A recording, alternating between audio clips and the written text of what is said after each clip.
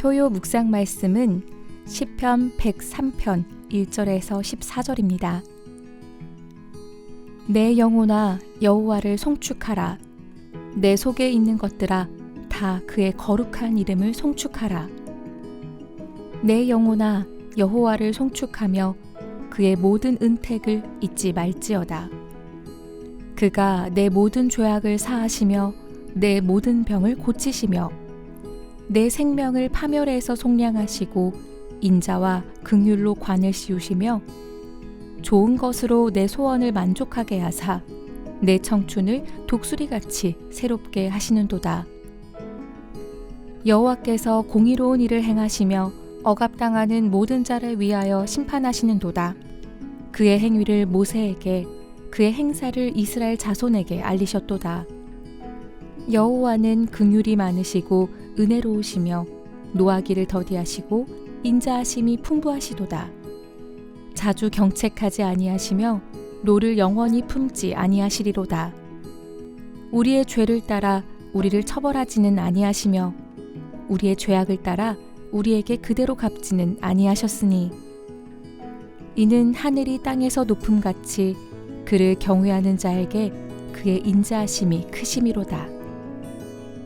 동이 서에서 먼 것 같이 우리의 죄과를 우리에게서 멀리 옮기셨으며 아버지가 자식을 긍휼히 여김같이 여호와께서는 자기를 경외하는 자를 긍휼히 여기시나니 이는 그가 우리의 체질을 아시며 우리가 단지 먼지뿐임을 기억하심이로다. 아멘.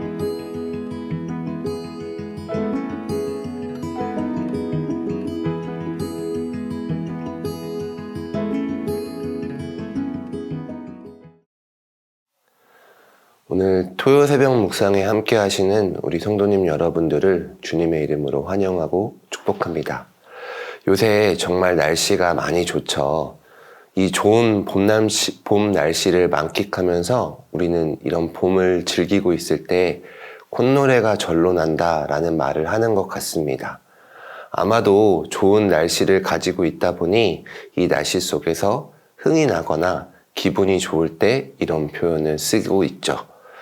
오늘 우리가 함께 묵상하는 시편 103편의 말씀을 떠올려 봤을 때 바로 이 콧노래가 절로 난다라는 말이 떠올랐습니다. 왜냐하면 이 시편 103편은 처음 시작과 끝이 같은 내용으로 이루어져 있기 때문입니다. 103편 1절에 보면 이렇게 시작을 합니다.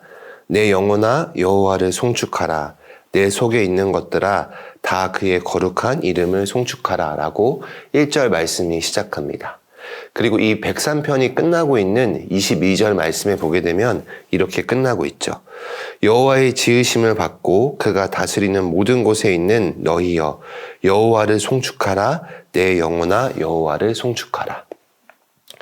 맨 처음 시작인 1절과 맨 마지막인 22절이 내 영혼아 여호와를 송축하라 라는 이 문장으로 앞뒤가 구성되어 있습니다. 이 시편은 결국 말하고자 하는 내용이 바로 여호와를 송축하는 것. 조금 더 쉽게 표현해 보면 여호와를 찬양하는 것이라고 말씀하고 있습니다. 그렇다면 왜 우리는 여호와를 찬양해야 할까요? 왜냐하면 이 찬양은 바로 우리가 우리를 지으신 또 우리를 구원하신 우리와 함께 하시는 하나님을 향한 올바른 반응이기 때문입니다. 하나님을 알면 알수록 그 하나님에 대한 반응은 오늘 이 시편 103편에 나오고 있는 것처럼 하나님을 송축하는 것, 여호와를 찬양하는 것으로 귀결될 수 있습니다. 오늘 말씀을 통해서 그럼 하나님을 찬양해야 되는 하나님의 모습이 어떤 모습인지를 함께 살펴볼 수 있기를 소망합니다. 먼저 오늘 3절과 4절에 나오고 있는 하나님의 모습입니다. 3절 말씀해 보게 되면 이렇게 나옵니다. 그가 내 모든 죄악을 사하시며 내 모든 병을 고치시며 그리고 4절 말씀에는 내 생명을 파멸해서 속량하시고 인자와 긍휼로 관을 씌우시며 라고 나오고 있습니다. 이 말씀을 통해서 알 수 있는 하나님의 모습은 하나님은 우리의 모든 것들을 다시 되돌리는 분이라는 것입니다. 오늘 3절에 보니까 그가 내 모든 죄악을 사하시고 내 모든 병을 고치신다라고 말씀하고 있습니다. 단순히 그냥 죄악을 사하시고 병을 고치시는 정도가 아니라 모든 죄악을 사하시고 모든 병을 고치시겠다라고 말씀하십니다.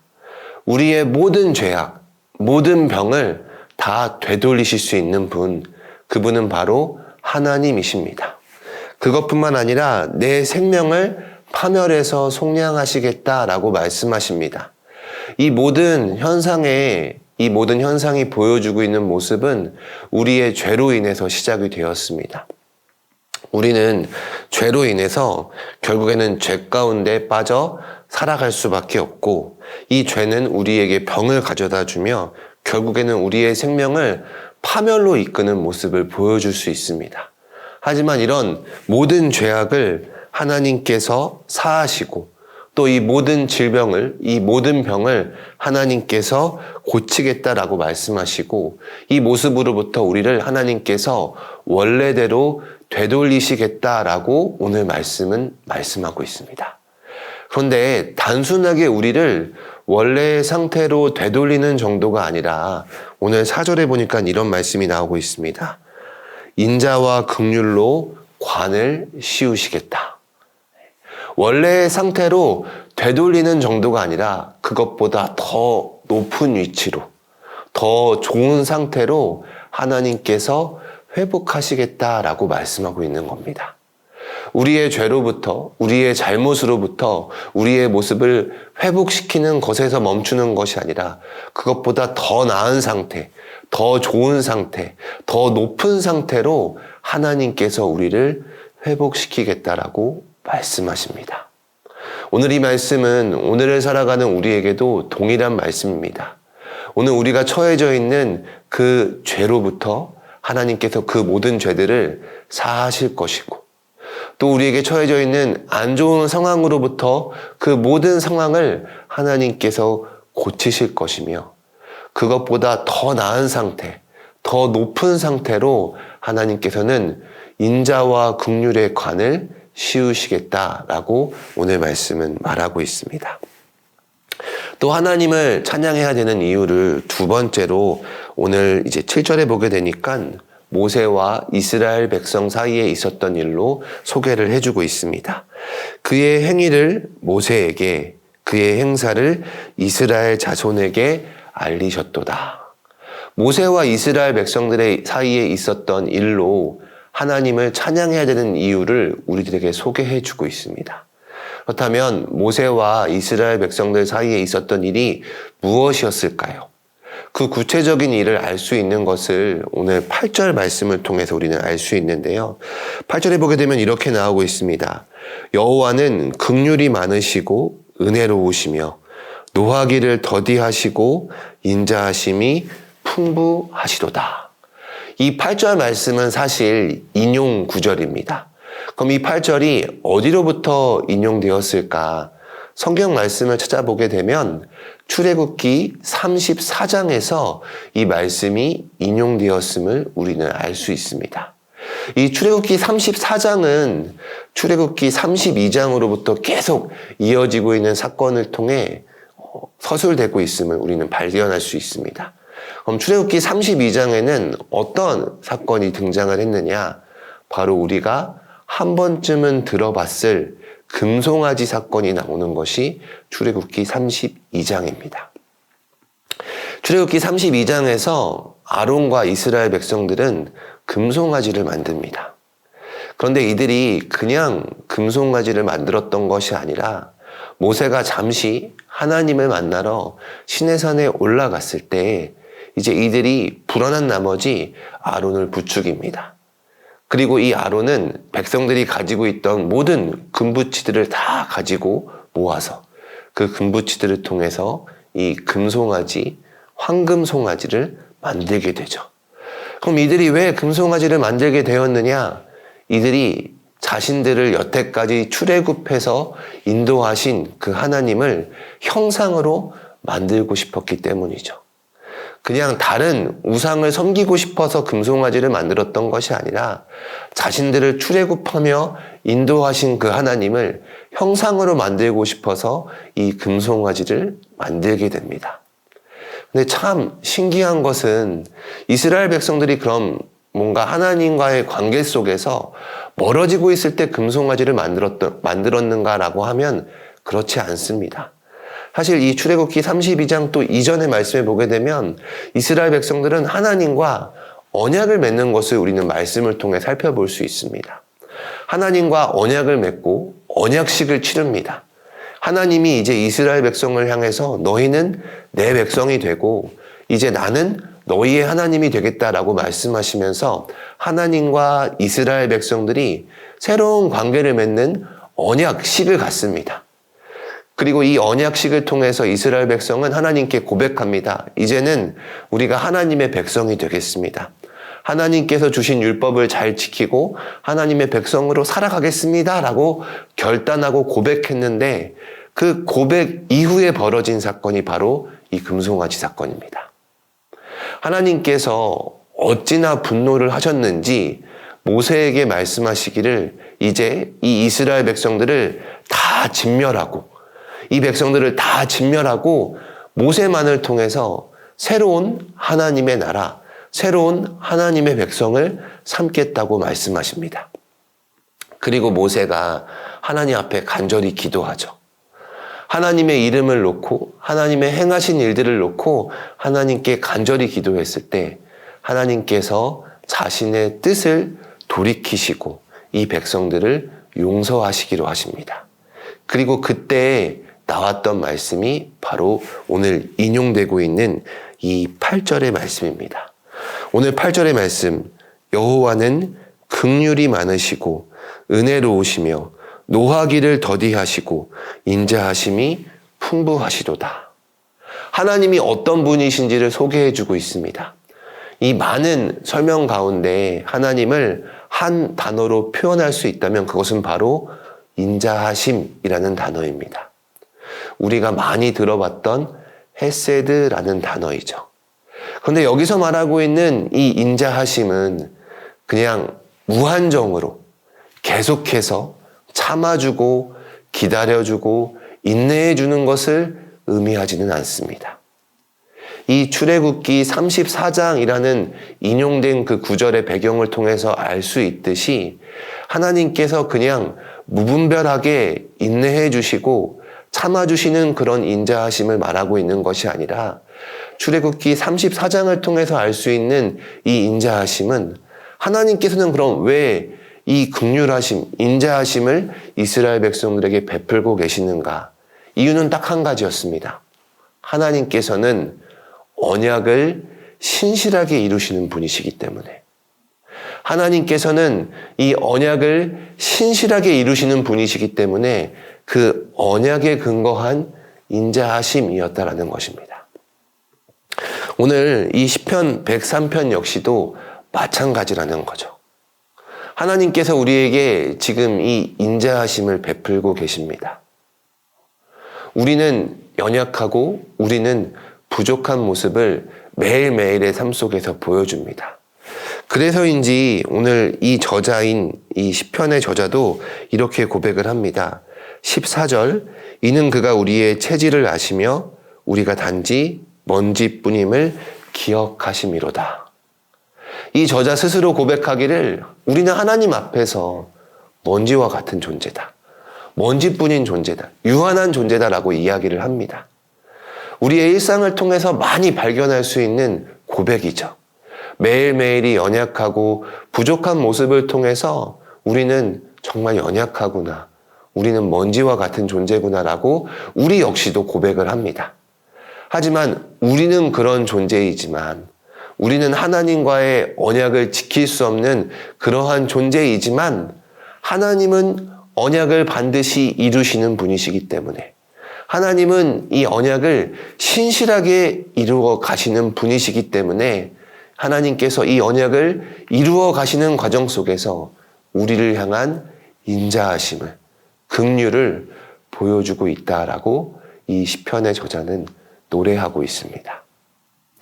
오늘 이 말씀을 묵상하면서 저는 최근에 저희 진원들과 함께 하고 있는 제자훈련이 떠올랐습니다. 복음 중심 공동체라는 주제를 가지고 저희 진원들과 제자훈련을 하고 있습니다. 이 제자훈련의 가장 큰 특징은 하나님께서는 공동체적인 분이시라는 것입니다. 하나님은 삼위일체의 하나님이시기 때문에 하나님이 공동체적인 분이시고, 그리고 하나님께 지음받은 우리, 하나님의 형상인 우리는 하나님을 닮아야 하기 때문에 우리의 모습은 당연히 공동체적이어야 한다는 것입니다. 하지만 우리의 모습을 살펴보게 되면 우리는 전혀 공동체적이지 않습니다. 내가 좋아하는 사람만을 좋아하고 내가 사랑하는 사람만을 가까이 하며 나는 같이 있기보다는 홀로 있는 것이 더 좋을 때가 많이 있음을 살펴보게 됩니다. 타락된 우리의 모습 속 가운데 죄로 인해서 내 모습만이 망가진 것이 아니라 내가 속해져 있는 공동체 역시도 망가져 있음을 우리는 이 제자훈련을 통해 많이 발견하게 됩니다.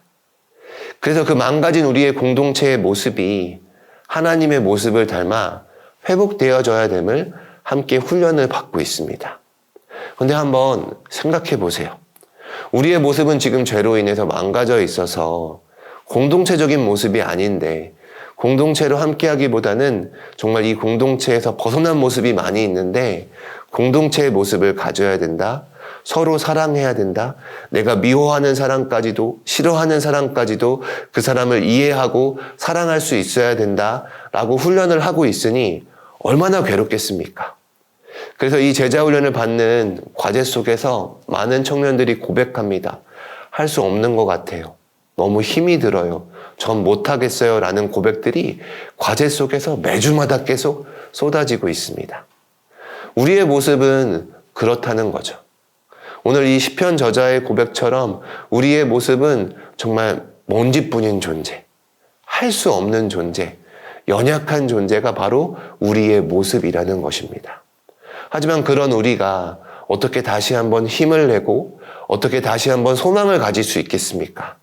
바로 언약에 신실하신 하나님이 계시기에, 그 하나님께서 우리에게 언약에 신실하신 하나님의 인자하심을 보여주고 있으시기에, 허락해주고 있으시기에 우리가 다시 한번 소망을 품고 힘을 낼 수 있는 것입니다.